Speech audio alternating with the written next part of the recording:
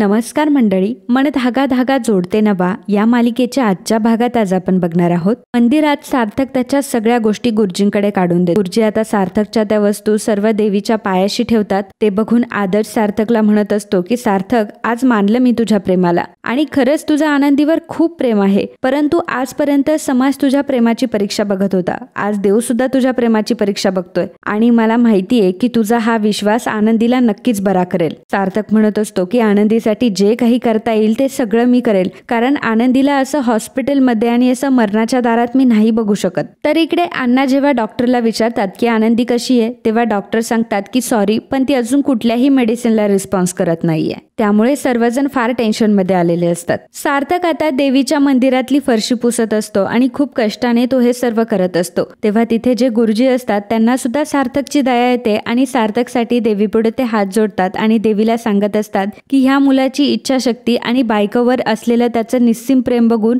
मीही तुला विनवणी करतो की ह्या मुलाच्या सगळ्या इच्छा पूर्ण कर आणि त्याच्या बायकोला लवकरात लवकर बरं कर. सार्थक स्वतःच्या हाताने आता लोकांच्या ज्या चपला असतात त्या उचलून ठेवत असतो. आदर्श सार्थकला म्हणत असतो नको करूस हे सर्व, परंतु सार्थक म्हणतो की नाही दादा, मी हे सगळं करणार माझ्या आनंदीसाठी. तर इकडे वृंदा, केदार आणि शलाका तिघही जेवायला बसलेले असतात. जेवणामध्ये खीर, रसगुल्ला वगैरे बनवलेलं असतं, कारण तिघही खूप आनंदात असतात, कारण आनंदी ही हॉस्पिटलमध्ये असते. वृंदा म्हणत असते की एवढं हसू नका, नाहीतर सुधाला आपल्यावर डाऊट येईल. तितक्यातच सुधा तिथे येते. वृंदा लगेच उठते आणि म्हणते की सुधा अगं चल जेवायला, तू काहीतरी जेवून घे, तू काही खाल्लं सुद्धा नाहीये. केदार लगेच नाटकं करत म्हणत असतो की सासूबाई काय सांगू तुम्हाला, जेवण तर वाढून घेतलंय पण अक्षरशः घास घशाखाली काही जात नाही माझ्या. पण शेवटी आम्ही असा विचार करतो की जर आम्हीच नाही खाल्लं तर अर्णव खाणार नाही, म्हणून आम्हाला खावं लागतंय. वृंदा म्हणत असते की सुधा आता मुलं इतका आग्रह करतात तर बस ना जेवायला. त्यामुळे सुधा सुद्धा आता जेवायला बसते. तितक्यातच तिथे आदर्श येतो. आदर्श म्हणतो की अरे वा, छान मेजवानी चालली आहे तुमची. तिकडे सार्थक एका मुलीसाठी ते एवढं झटतोय, परंतु तुम्हाला काही घेणं नाही. तुम्हाला काहीतरी वाटायला पाहिजे की आनंदीने स्वतःचा जीव धोक्यात घालून तुमचा जीव वाचवला, परंतु तुमचा मात्र इथं चांगलीच मेजवानी सुरू आहे. वृंदा म्हणते की मग आता काही जेवायचं सुद्धा नाही का, जिवंत राहायला जेवावं तर लागणार आहे ना. आदर्श तिला म्हणत असतो की तुमचा घशाखाली घास कसा उतरतो ना तेच कळत नाही मला. तिकडे सार्थक त्या मुलीसाठी झटतोय, एवढे व्रत वगैरे करतोय, अनवाणी पायाने मंदिर साफ करतोय, लोकांच्या चपला काय उचलतोय आणि तुम्ही इथं मस्त गिळताय. तेव्हा सुधा म्हणते की आदर्श काय सांगतोयस तू. आदर्श म्हणतो की हो काकू, मला ह्या सगळ्यांचं जाऊ दे ग, परंतु मला तुझ्याकडनं तरी ही अपेक्षा नाहीये. सुधा विचारते की सार्थक काय करतोय तिकडे, आणि मग आदर्श आता सगळा प्रकार सुधाला सांगतो. आदर्श म्हणतो की तिथे तो याचक बनून राहतोय. आनंदीला जोपर्यंत बरं वाटत नाही तो तिथेच राहणार आहे आणि जर तिथे त्याला कोणी अन्न दिले तरच तो खाईल, नाही तर तो जेवणार पण नाही. काकू तुला खरंच सांगतोय की सार्थकची ही अवस्था बघवत सुद्धा नाहीये. आनंदी आणि सार्थक दोघंही खूप मोठी परीक्षा देत आहे. सुधाला मात्र आता फार वाईट वाटायला लागतं.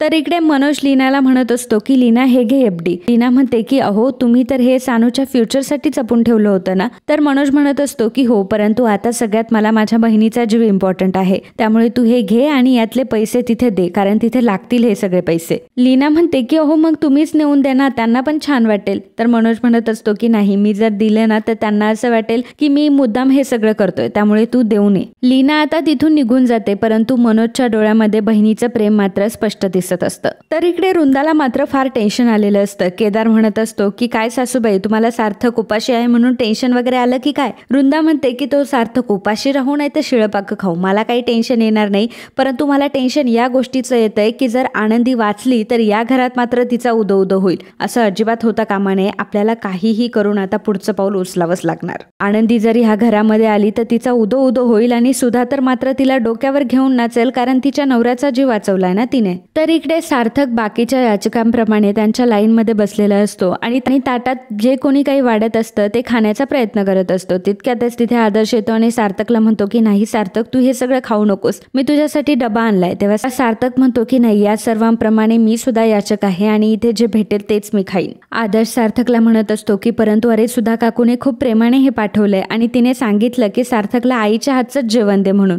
सार्थक म्हणत असतो की नाही, मी हे नाही खाऊ शकत. आईला वाटत असन हे अन्नदानाचं जेवण, परंतु माझ्यासाठी पंचपक्वानच आहे. ज्याप्रमाणे आईला नेहमी वाटत होतं की आनंदी ही वाईट मुलगी आहे, परंतु माझ्यासाठी ती जगातली सगळ्यात चांगली बायको होती. परंतु हे आईला कधी समजलंच नाही आणि आता मला जे करायचंय ते मला करू दे, तू मला यासाठी आग्रह करू नकोस. त्यामुळे आदर्श सुद्धा आता सार्थकला काही आग्रह करत नाही. त्यानंतर सार्थक हा आनंदीला बघण्यासाठी हॉस्पिटलमध्ये आलेला असतो. देवीचा अंगारा आता तो आनंदीच्या कपाळावर लावतो आणि तिथून निघून येतो. तर बाहेर सर्वजण रडत असतात. लीना येते. लीना म्हणते की आई बाबा मी काही पैसे आणले आनंदीच्या उपचारासाठी. तर सार्थक म्हणत असतो की अहो वहिनी तुम्ही हे सगळं कशाला आणलं, मी आहे ना इथे. तेव्हा अण्णा म्हणतात की हो, आनंदीवर एवढं निस्सीम प्रेम करणारा व्यक्ती असल्यावर आनंदीला कसल्याच गोष्टीची कमी पडणार नाही. सार्थक आनंदीजवळ बसून असतो आणि आनंदीशी बोलत असतो आणि म्हणत असतो की तुम्ही लवकर बऱ्या हो ना, मला तुमच्याशिवाय करमतच नाहीये. आणि तुम्हाला माहितीये का, मी तुमच्यासाठी एक व्रत धरलंय, तुम्ही लवकरात लवकर बरं व्हावं यासाठी. आणि तुम्हाला तर लाईटमध्ये पण झोप येतेय, आपण घरी गेलो ना की लाईट बंद करूनच झोपू. हा, तुम्हाला जसं पाहिजे ना तसं मी सगळं करेल, तुमच्या आवडीप्रमाणे सगळ्या गोष्टी करेल, फक्त तुम्ही लवकरात लवकर बऱ्या व्हा, प्लीज आनंदी लवकर बऱ्या व्हा, असं म्हणून आनंदीच्या तो हातांचा किस घेतो आणि आनंदीकडे बघत असतो. तर मित्रांनो, आजचा हा भाग इथे संपतो. पुढील भागात आपल्याला बघायला मिळणार आहे.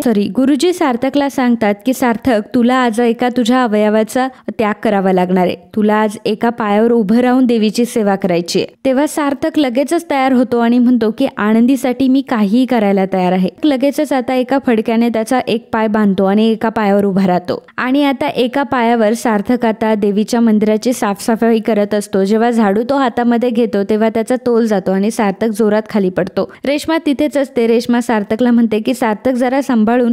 रेश्माला मात्र प्रचंड राग येत असतो, कारण सार्थक हा आनंदीसाठी इतक्या सगळ्या गोष्टी करत असतो. परंतु जेव्हा सार्थक हा एका पायावर उभं राहून धडपडत असतो तेव्हा मात्र आनंदीची बोटं हलत असतात. जितक्या वेळा सार्थक एका पायावर उभं राहून खाली पडत असते तशी आनंदी ही शुद्धीवर यायला लागलेली असते. तर मित्रांनो, असेच मालिकेचे डेली अपडेट बघण्यासाठी आताच आपल्या चॅनलला सबस्क्राईब करा आणि हा व्हिडिओ तुम्हाला आवडला असेल तर व्हिडिओला लाईक आणि कमेंट करायला विसरू नका. धन्यवाद.